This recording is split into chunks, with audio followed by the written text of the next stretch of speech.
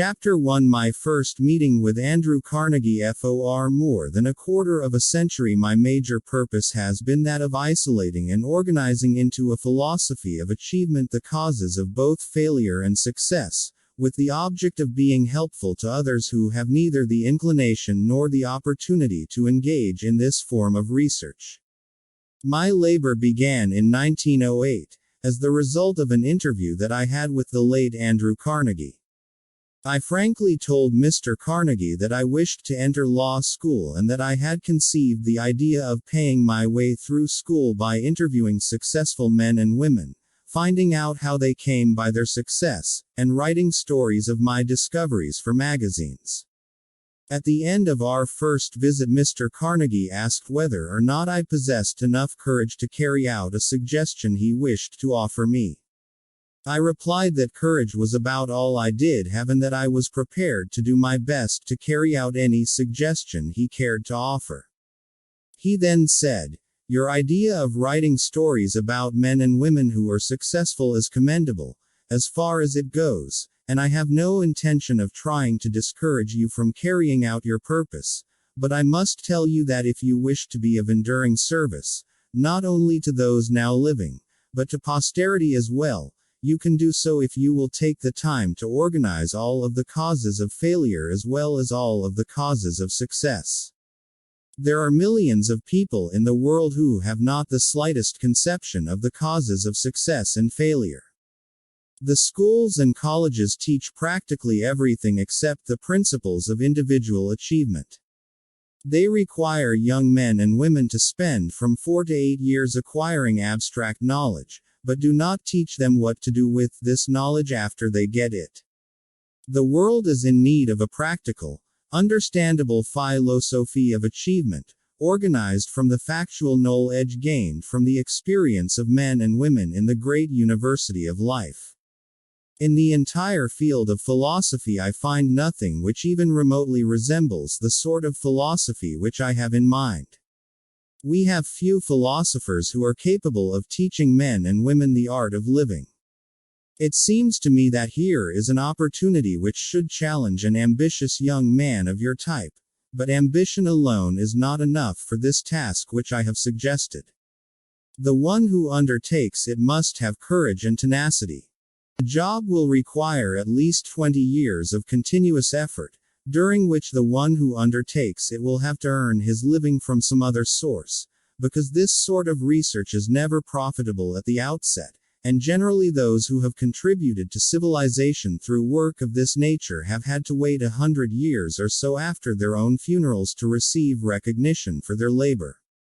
Note to readers. Sharon Lecter adds her comments in special sections like this. 20 years of labor with no pay and possibly no recognition. How would you respond to this offer?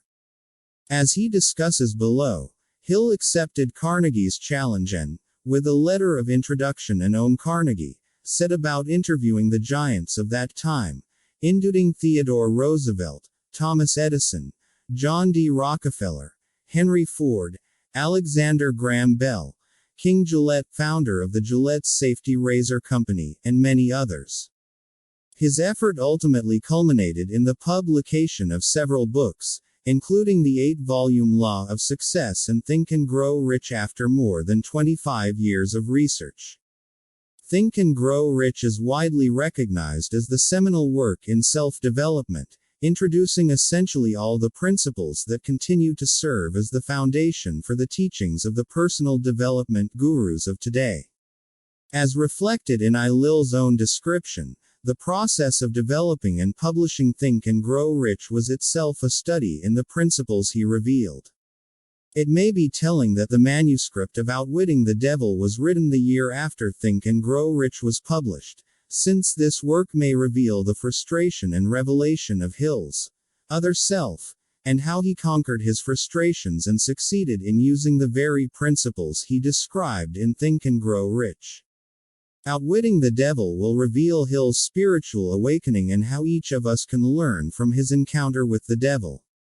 If you undertake this job, you should interview not only the few who have succeeded, but the many who have failed. You should carefully analyze many thousands of people who have been classed as failures, and I mean by the term failures, men and women who come to the closing chapter of life disappointed because they did not attain the goal which they had set their hearts upon achieving. As inconsistent as it may seem, you will learn more about how to succeed from the failures than you will from the so-called successes. They will teach you what not to do. Along toward the end of your labor, if you carry it through successfully, you will make a discovery which may be a great surprise to you. You will discover that the cause of success is not something separate and apart from the man, that it is a force so intangible in nature that the majority of men never recognize it, a force which might be properly called the other self. Noteworthy is the fact that this other self seldom exerts its influence or makes itself known excepting at times of unusual emergency, when men are forced, through adversity and temporary defeat, to change their habits and to think their way out of difficulty. My experience has taught me that a man is never quite so near success as when that which he calls failure has overtaken him, for it is on occasions of this sort that he is forced to think. If he thinks accurately, and with persistence, he discovers that so-called failure usually is nothing more than a signal to rearm himself with a new plan or purpose. Most real failures are due to limitations which men set up in their own minds. If they had the courage to go one step further, they would discover their error. Most real failures are due to limitations which men set up in their own minds.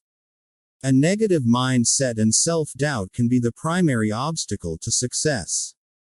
With the current economic downturn, far too many people who have, all their life, done everything right are now, for the first time, facing severe economic adversity.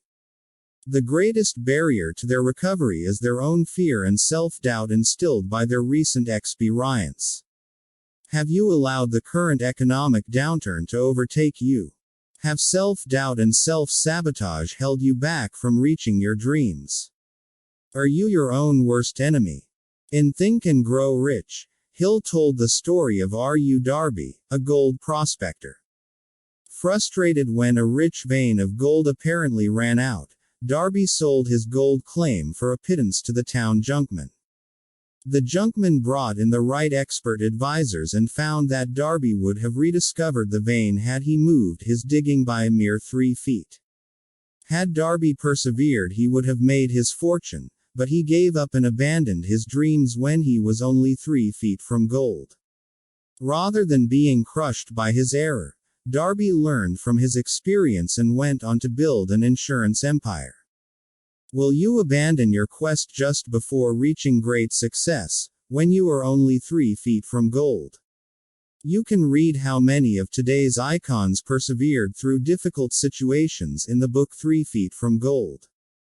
Begin life anew. Mr. Carnegie's speech reshaped my entire life and planted in my mind a burning purpose, which has driven me ceaselessly, and this despite the fact that I had but a vague idea as to what he meant by the term other self.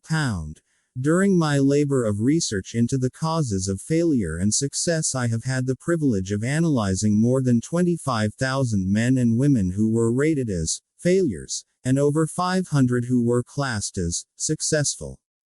Many years ago I caught my first glimpse of that other self Mr. Carnegie had mentioned. The discovery came, as he said it would, as the result of 2 major turning points of my life, which constituted emergencies that forced me to think my way out of difficulties such as I had never before experienced. I wish it were possible to describe this discovery without the use of the personal pronoun, but this is impossible because it came through personal experiences from which it cannot be separated. To give you the complete picture, I shall have to go back to the first of these 2 major turning points and bring you up to the discovery step by step. The research necessary for the accumulation of the data, from which the 17 principles of achievement and the 30 major causes of failure were organized, required years of labor. I had reached the false conclusion that my task of organizing a complete philosophy of personal achievement had been completed. Far from having been completed, my work had merely begun. I had erected the skeleton of a philosophy by organizing the 17 principles of achievement and the 30 major causes of failure. But that skeleton had to be covered with the flesh of application and experience. Moreover, it had to be given a soul through which it might inspire men and women to meet obstacles without going down under them. The soul, which had yet to be added, as I discovered later, became available only after my other self made its appearance, through two major turning points of my life. Resolving to turn my attention, and whatever talents I might possess, into monetary returns through business and professional channels, I decided to go into the profession of advertising, and I became the advertising manager of the LaSalle Extension University of Chicago. Everything went along beautifully for 1 year, at the end of which I was seized by a violent dislike for my job and resigned. I then entered the chain store business, with the former president of the LaSalle Extension University, and became the president of the Betsy Ross Candy Company. Unfortunate, or what seemed to me at the time to be unfortunate, disagreements with business associates disengaged me from that undertaking. The lure of advertising still was in my blood, and I tried again to give expression to it by organizing a school of advertising and salesmanship, as a part of Bryant and Stratton Business College. The enterprise was sailing smoothly and we were making money rapidly when the United States entered World War I. In response to an inner urge which no words can describe, I walked away from the school and entered the service of the United States government, under President Woodrow Wilson's personal direction, leaving a perfectly sound Boosie nest to disintegrate. On Armistice Day 1918, I began the publication of the Golden Rule magazine. Despite the fact that I did not have a penny of capital, the magazine grew rapidly and soon gained a nationwide circulation of nearly 500,000, ending its first year's business with a profit of $3,156.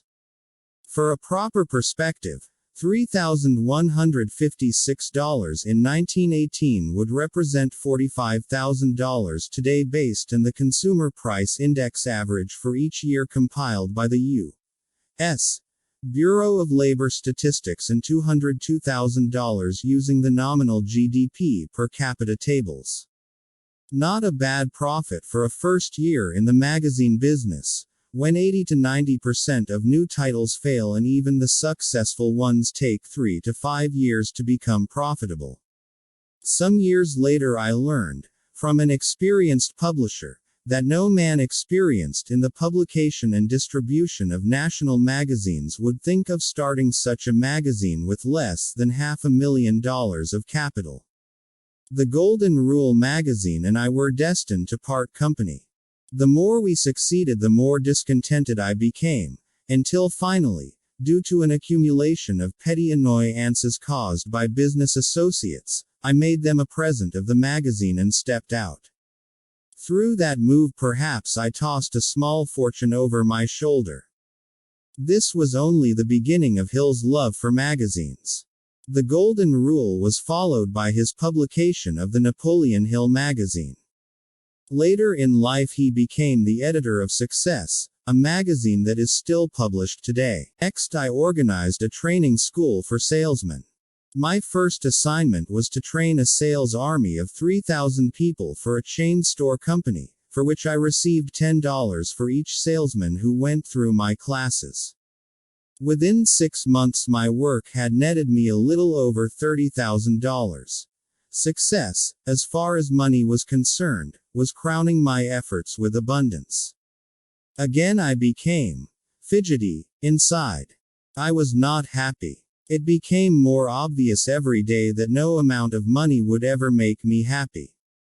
Without the slightest reasonable excuse for my actions, I stepped out and gave up a business from which I might easily have earned a healthy salary. My friends and business associates thought I was crazy, and they were not backward about saying so. Frankly, I was inclined to agree with them, but there seemed nothing I could do about it. I was seeking happiness and I had not found it. At least that is the only explanation I could offer for my unusual actions. What man really knows himself? Again I became fidgety. Inside, I was not happy. It became more obvious every day that no amount of money would ever make me happy. I could have written this about myself a few years ago. But when I took action by leaving a situation that, although financially rewarding, was no longer aligned with my personal mission, new doors of opportunity opened for me. It turned out to be the best decision of my professional life. Can you think of a time in your life when you made a difficult decision, but knew it was the right one even when others questioned you? That was during the late fall of 1923. I found myself stranded in Columbus, Ohio, without funds, and worse still, without a plan by which to work my way out of my difficulty. It was the first time in my life that I had actually been stranded because of lack of funds. Many times previously I had found money to be rather shy, but never before had I failed to get what I needed for my personal conveniences. The experience stunned me. I seemed totally at sea as to what I could or should do. I thought of a dozen plans by which I might solve my problem, but dismissed them all as being either impractical or impossible of achievement. I felt like one who was lost in a jungle without a compass. Every attempt I made to work my way out brought me back to the original starting point. For nearly 2 months I suffered with the worst of all human ailments, indecision. I knew the 17 principles of personal achievement, but what I did not know was how to apply them. Without knowing it, I was facing one of those emergencies of life through which, Mr. Carnegie had told me, men sometimes discover their other selves. My distress was so great that it never occurred to me to sit down and analyze its cause and seek its cure. The worst of all human ailments, indecision. Have you ever felt paralyzed by indecision? This was the first major turning point in Napoleon Hill's life. His moving from job to job, seeking contentment and his own ideal professional life, sounds like many people today. People who are seeking contentment in their jobs and lives. Hill's predicament was, by his own admission, self-inflicted. However, he found himself in very much the same circumstances as someone today who has been negatively affected by the present economic situation. Hill took advantage of his temporary defeat, using it as a spur to force himself into thought and analysis to find his other self. If you have been dealt a blow by economic circumstances, you too can use it as a lever and motivation to find your other self. For a few minutes I was frightened. The experience was unlike any I had ever undergone before. I turned and walked rapidly until I reached home. As I approached the house, I saw my 3 little boys looking out of a window of our house at our neighbor's children, who were dressing a Christmas tree in the house next door. Then I recalled that it was Christmas Eve. Moreover, I recalled, with a feeling of deep distress such as I had never known before, that there would be no Christmas tree at our house. The look of disappointment on the faces of my children reminded me painfully of that fact. I went into the house, sat down at my typewriter, and began at once to reduce to writing the discoveries I had made concerning the causes of success and failure. As I placed the first sheet of paper in the typewriter, I was interrupted by that same strange feeling which had come over me out in the country a few hours before, and this thought flashed into my mind: your mission in life is to complete the world's first philosophy of individual achievement. You have been trying in vain to escape your task, each effort having brought you failure. You are seeking happiness. Learn this lesson, once and forever, that you will find happiness only by helping others to find it. You have been a stubborn student. You had to be cured of your stubbornness through disappointment.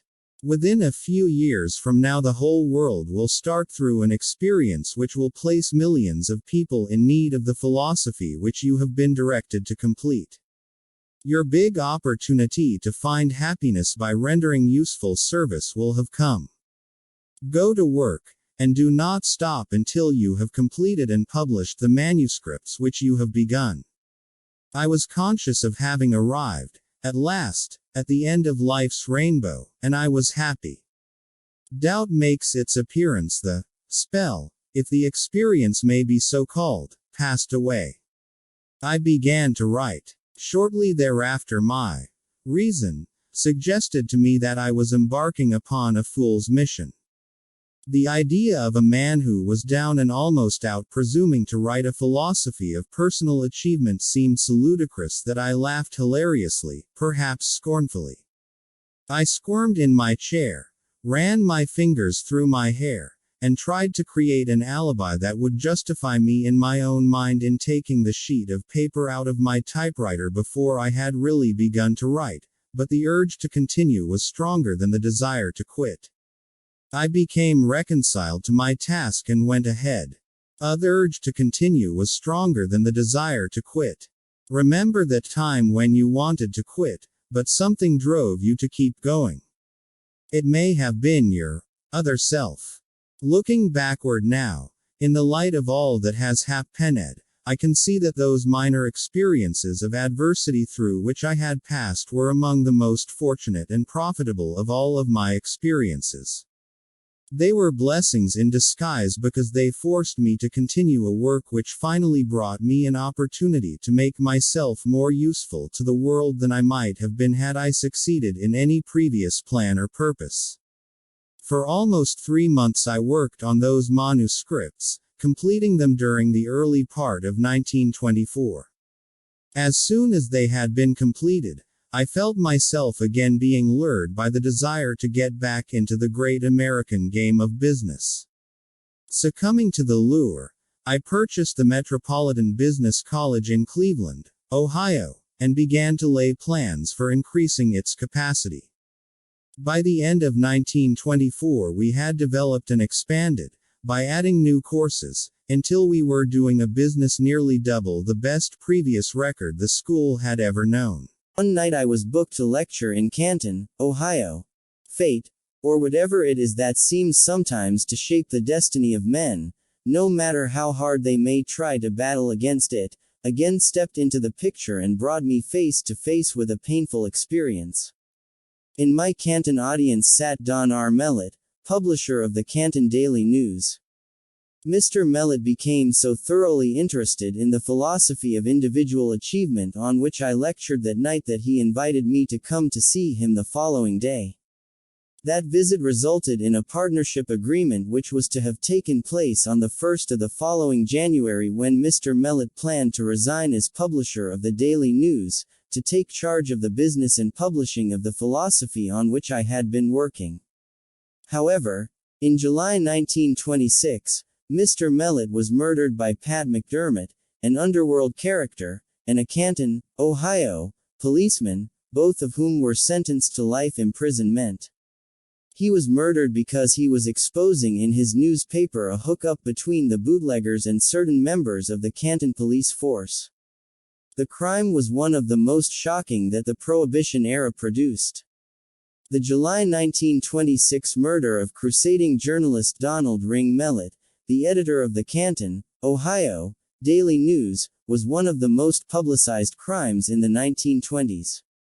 In 1925, Mellett had discovered widespread corruption within the Canton police force and embarked on an anti-vice, anti-corruption editorial campaign, targeting, among others, the Canton police chief. Hill was reported to have asked Ohio's governor to initiate an investigation of the corruption, a detail not reflected in Hill's account.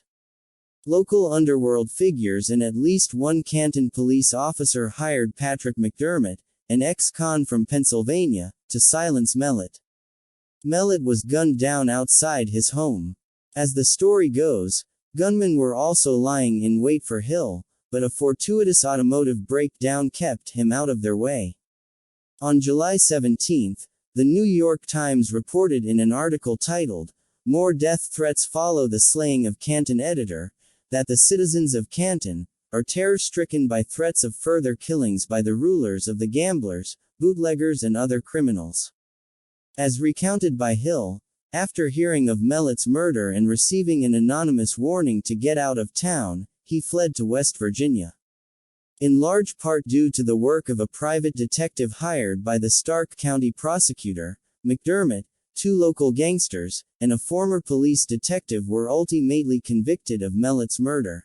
Chance saves my life. The morning after Mr. Mellett's death, I was called on the telephone and put on notice, by some unknown person, that I had 1 hour in which to get out of Canton.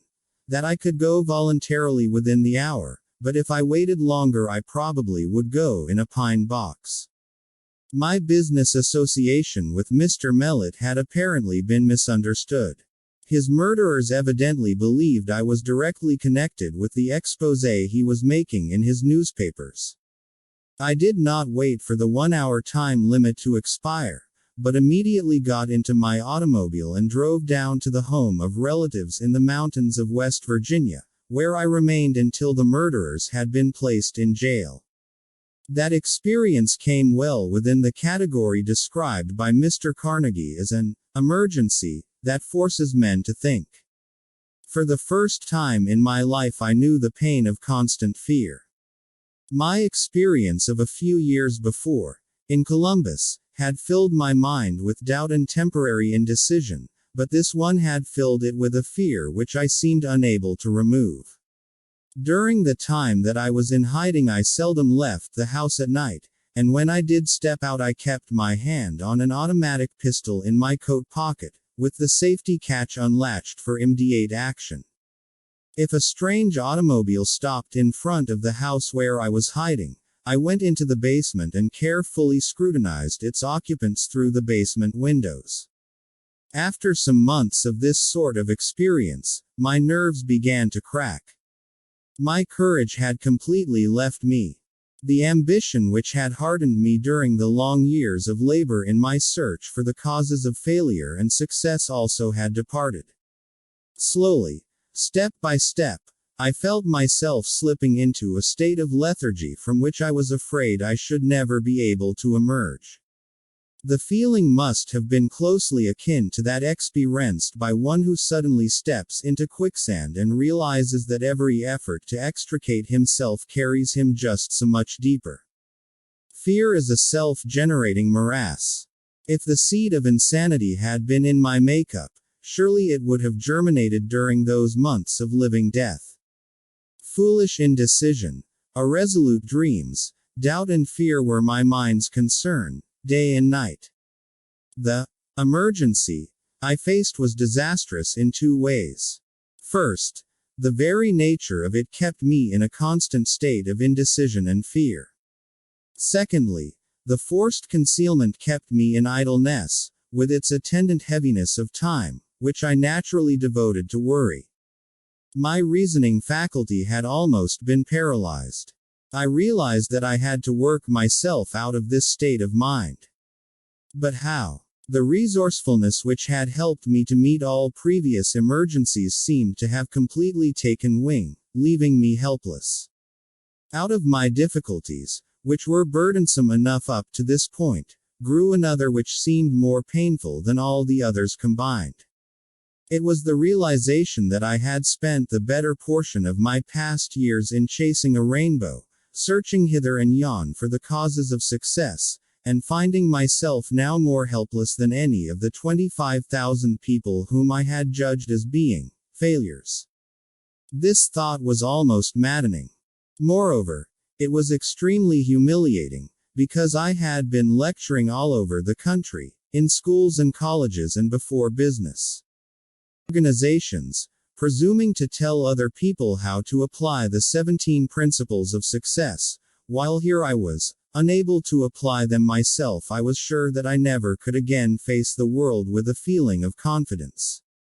Every time I looked at myself in a mirror, I noticed an expression of self-contempt on my face, and not infrequently I did say things to the man in the mirror which are not printable. I had begun to place myself in the category of charlatans who offer others a remedy for failure which they themselves cannot successfully apply. The criminals who had murdered Mr. Mellett had been tried and sent to the penitentiary for life. Therefore, it was perfectly safe, as far as they were concerned, for me to come out of hiding and again take up my work. I could not come out, however, because now I faced circumstances more frightful than the criminals who had sent me into hiding.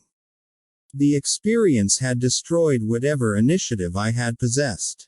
I felt myself in the clutches of some depressing influence which seemed like a nightmare. I was alive, I could move around, but I could not think of a single move by which I might continue to seek the goal which I had, at Mr. Carnegie's suggestion, set for myself. I was rapidly becoming indifferent, not only toward myself, but worse still, I was becoming grouchy and irritable toward those who had given me shelter during my emergency. I faced the greatest emergency of my life. Unless you have gone through a similar experience, you cannot possibly know how I felt. Such experiences cannot be described. To be understood, they must be felt. My reasoning faculty had almost been paralyzed. Hill was paralyzed first by fear of physical harm and then by the shame of having been paralyzed by that fear. Have you ever been paralyzed by similar emotions? When you are faced with your own emergency, fear can either motivate you or paralyze you. By recognizing that you have a choice and reacting positively to your fears, you can permanently change your life for the better. Many people today may be experiencing the same feelings of anger followed by irritability and the debilitating feeling of indifference. They feel discouraged and lack self-confidence due to uncertainty in their financial situation or personal lives. They may be angry and allow that anger to paralyze them. I had a conversation with just such a young man. I am 30 years old, he said, and have no marketable skills or prospects.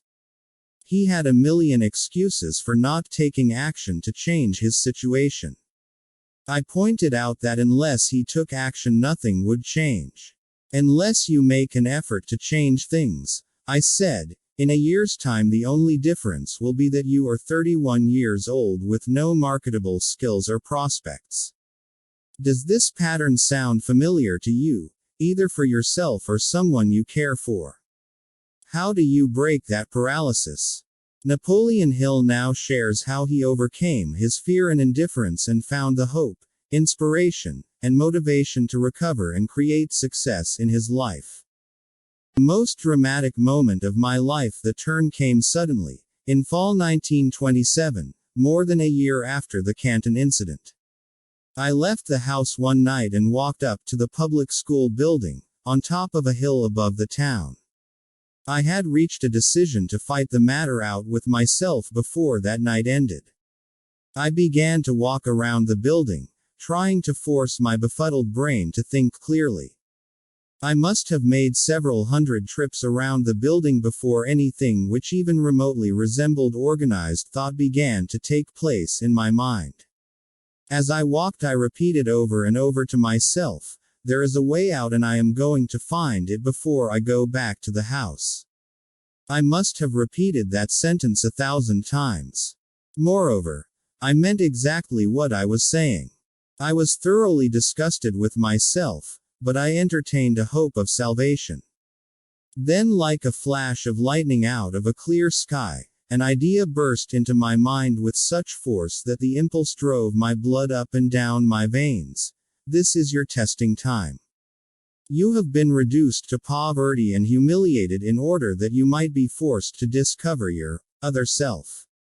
If today's economic times have dealt you a blow, moving you toward poverty, embarrassing you, or damaging your self-confidence, consider it a test, just as Napoleon Hill did in the late 19,205 and early 1930s. Force yourself to discover your other self. By working through the low points in your life and persevering, you can gain the insight needed to succeed.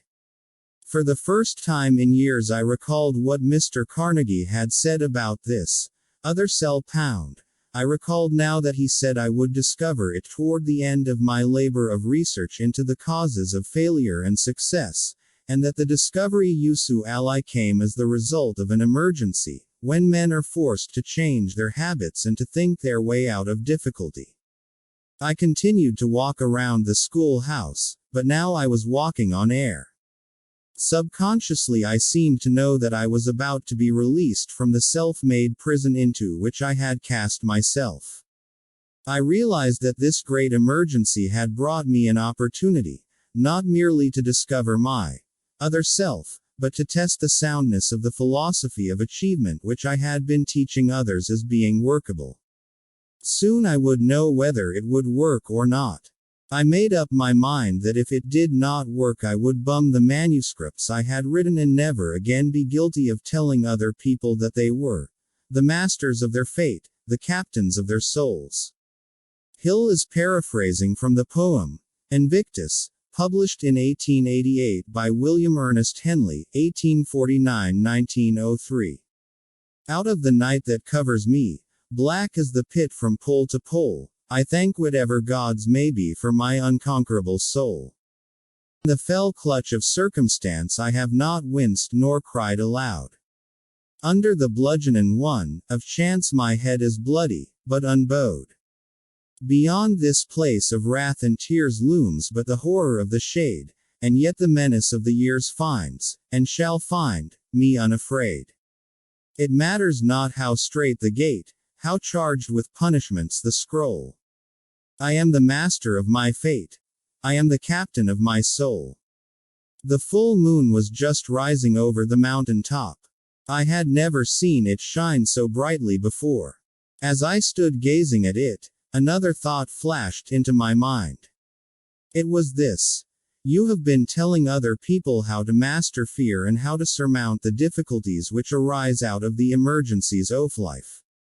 From now on you can speak with authority because you are about to rise above your own difficulties with courage and purpose, resolute and unafraid. With that thought came a change in the chemistry of my being which lifted me into a state of exaltation I had never before known. My brain began to clear itself of the state of lethargy into which it had lapsed. My faculty of reason began to work once more. For a brief moment I was happy to have had the privilege of going through those long months of torment, because the experience provided an opportunity for me to test the soundness of the principles of achievement which I had so laboriously wrested from my research. When this thought came to me, I stopped still, drew my feet closely together, saluted I did not know what or whom, and stood rigidly at attention for several minutes. This seemed, at first, like a foolish thing to do, but while I was standing there another thought came through in the form of an order that was as brief and snappy as any ever given by a military commander to a subordinate. The order said, "Tomorrow get into your automobile and drive to Philadelphia, where you will receive aid in publishing your philosophy of achievement." There was no further explanation and no modification of the order. As soon as I received it, I walked back to the house, went to bed, and slept with peace of mind such as I had not known for over a year. When I awoke the following morning, I got out of bed and immediately began to pack my clothes and make ready for the trip to Philadelphia. My reason told me that I was embarking upon a fool's mission. Who did I know in Philadelphia to whom I might apply for financial aid in publishing 8-volumes of books at a cost of $25? I asked myself. Instantly the answer to that question flashed into my mind, as plainly as if it had been uttered in audible words. You are following orders now, instead of asking questions. Your other self will be in charge during this trip. There was another condition which seemed to make my preparation to go to Philadelphia absurd. I had no money. This thought had barely occurred to me when my other self exploded it by giving another sharp order, saying, "Ask your brother-in-law for $50 and he will lend it to you." The order seemed definite and final. Without further hesitation I followed instructions. When I asked my brother-in-law for the money, he said, "Why, certainly you can have $50, but if you are going to be gone very long you had better take $100. I thanked him and said I thought $50 would be enough. I knew it was not enough, but that was the amount my other self had commanded me to ask for, and that is the amount I secured. I was greatly relieved when I found that my brother-in-law was not going to ask me why I was going to Philadelphia.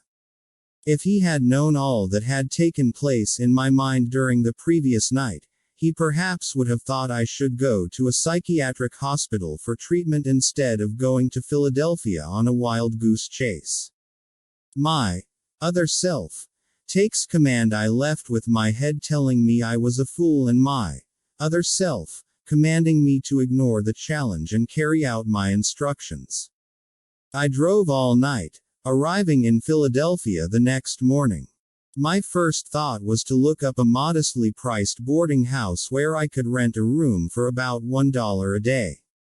Here again my other self took charge and gave the command to register at the most exclusive hotel in the city. With a little more than $40 of my remaining capital in my pocket, it seemed like financial suicide when I marched up to the desk and asked for a room.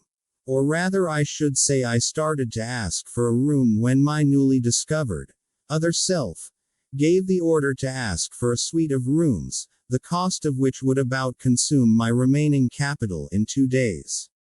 I obeyed. The bellboy picked up my bags, handed me my claim check for my automobile, and bowed me toward the elevator as if I were the Prince of Wales. It was the first time in more than a year that any human being had shown me such deference. My own relatives, with whom I had been living, far from having shown me deference, had, so I imagined, felt I was a burden on their hands, and I am sure that I was, because no man in the frame of mind that I had been in for the past year could be anything other than a burden to all with whom he came into contact. It was becoming apparent that my other self was determined to wean me away from the inferiority complex which I had developed. I tossed the bellboy $1. I started to estimate what my hotel bill would be by the end of the week when my other self commanded me to get my mind entirely off of all thoughts of limitation, and to conduct myself, for the time being, just as I would if he had all the money I wanted in my pockets. The experience I was passing through was both new and strange to me. I had never posed as being anything other than what I believed myself to be. For nearly half an hour this other self gave orders which I followed to the letter during the subsequent period of my stay in Philadelphia. The instructions were given through the medium of thoughts which presented themselves in my mind with such force that they were readily distinguishable from my ordinary self-created thoughts. Hill took on the persona of the wealthy man he wanted to be. We strongly agree that to be wealthy you need to think wealthy. It is also important to be in the right environment. Don Green, CEO of the Napoleon Hill Foundation, once told me, "I first bought my good suits from Sobel's, a custom clothing store where Eastman Kodak executives shopped. The owner had a sign behind the register that said, 'If you want to be a success, you must first dress the part.' However, we recommend moderation in trying to emulate Mr. Hill in spending money that he did not have. I received strange orders from a strange source. My instructions began in this fashion. You are now completely in charge of your other self. You are entitled to know that two entities occupy your body, as in fact two similar entities occupy the body of each living person on earth. One of these entities is motivated by and responds to the impulse of fear. The other is motivated by and responds to the impulse of faith. For more than a year you have been driven, like a slave, by the fear entity. Night before last the faith entity gained control over your physical body, and you are now motivated by that entity. For the sake of convenience you may call this faith entity your other self. It knows no limitations, has no fears, and recognizes no such word as impossible. You were directed to select this environment of luxury, in a good hotel, as a means of discouraging the return to power of the fear entity. That fear-motivated, old self, is not dead, it has merely been dethroned. And it will follow you around wherever you go, awaiting a favorable opportunity to step in and take charge of you again. It can gain control of you only through your thoughts. Remember this, and keep the doors to your mind tightly closed against all thoughts which seek to limit you in any manner whatsoever, and you will be safe. Do not permit yourself to worry about the money you will need for your immediate expenses. That will come to you by the time you must have it. Now, let us get down to business. First of all, you should know that the faith entity now in charge of your body performs no miracles, nor does it work in opposition to any of nature's laws. As long as it is in charge of your body, it will guide you when you calculate it, through impulses of thought which it will place in your mind, in carrying out your plans through the most logical and convenient natural media available. Above everything else, get this fact clearly fixed in your mind, that your other self will not do your work for you, it will only guide you intelligently in achieving for yourself the objects of your desires. Will you be guided by faith? Or will you allow fear to overtake you?